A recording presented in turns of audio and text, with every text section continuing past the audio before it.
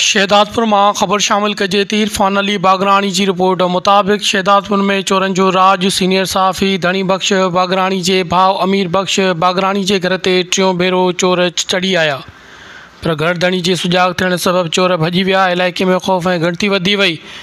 तफ़सील मूजिब रात के वक्त चोर अमीर बख्श बागराणी के घर में दाख़िल थियण की कोशिश कई, पर घर धणी के जागण बाद वाक़े में कामयाब न थी सघिया ऐं भॼी वञण में कामयाब थी विया। वाक़े खां पोइ पाड़े वारनि वॾे अंग में निकिरी अधु राति जो एहतजाज कियो, जंहिंमें रसूल बख्श बागराणी, अमीर बख्श, मौला बख्श, वाहिद बख्श, एजाज़ अली बागराणी, मुख्तियार अली बागराणी समेत समेत पाड़ेसरीन शिरकत कई। एहतजाज कंदड़नि जो चवणो हो त इलाइक़े में रोज़ानो चोरियूं वधी रहियूं आहिनि।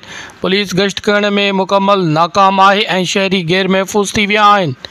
पाड़े Vasan SHO Shahdadpur, DSP Shahdadpur, SSP Sanghar खां मुतालबो कियो त फ़ौरी तौर गश्त वधायो वञे ऐं इलाइक़े खे तहफ़ुज़ ॾिनो वञे।